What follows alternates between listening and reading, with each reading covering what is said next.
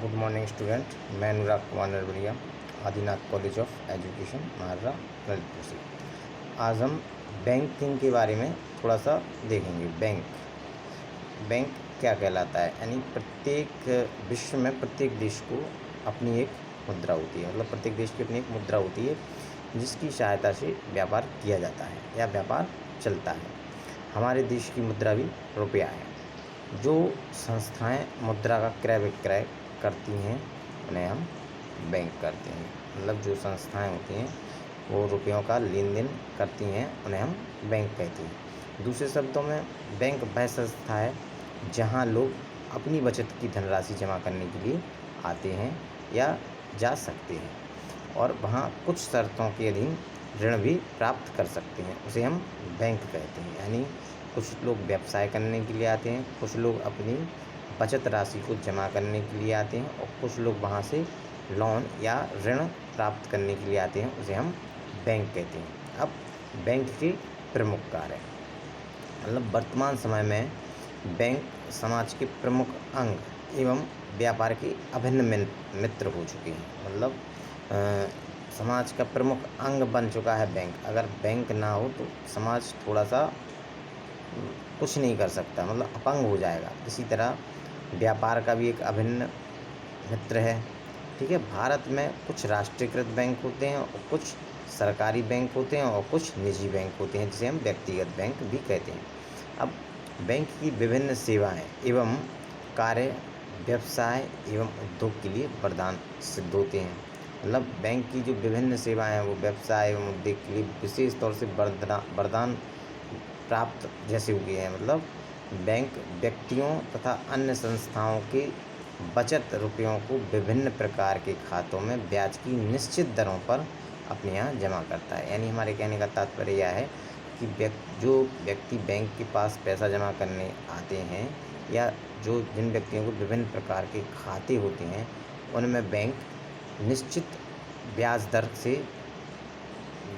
से उसको ब्याज देता है उसको बैंक। मतलब कुछ रुपयों पर, जैसे किसी व्यक्ति ने बचत खाते में अपने पैसे जमा किए हैं तो एक निश्चित राशि के तौर पर उसको ब्याज दिया जाता है। इसलिए लोग उस ब्याज की लालच या अपना पैसा सेव करने के लिए प्लस उस पैसे को रखने के बदले में कुछ पैसा मिलता है, इस कारण लोग बैंकों की तरफ आकर्षित होते हैं।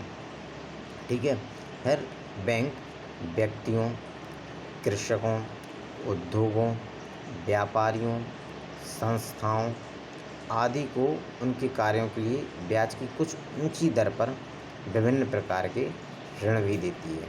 यानी अगर किसी व्यक्ति को कृषि करने के लिए कुछ पैसों की आवश्यकता होती है तो बैंक उस पर ब्याज के बदले में भी कुछ पैसा निश्चित समय के लिए उधार या ऋण देती है।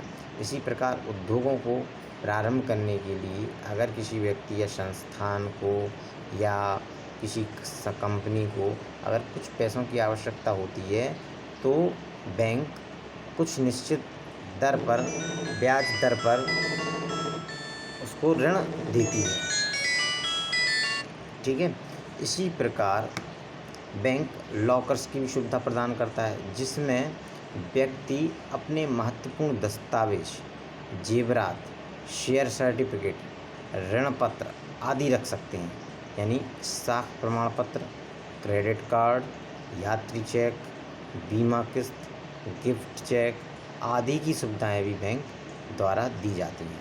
अब जमा के रूप में धन एकत्रित करना, बैंक का सबसे महत्वपूर्ण कार्य रुपये जमा करना होता है।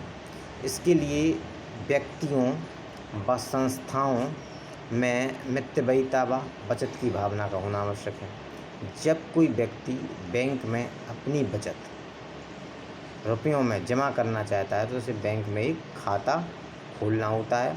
खाता खोलने की विधि भी निम्न प्रकार होती है, जैसे इसके लिए एक आवेदन पत्र भरना होता है जो उसे बैंक से निःशुल्क दिया जाता है या प्राप्त हो जाता है।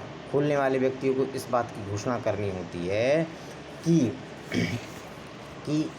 उसे बैंक के सभी नियमों को पढ़ लिया है या समझ लिया है तथा वह उसका पूर्ण रूप से पालन करना होता है।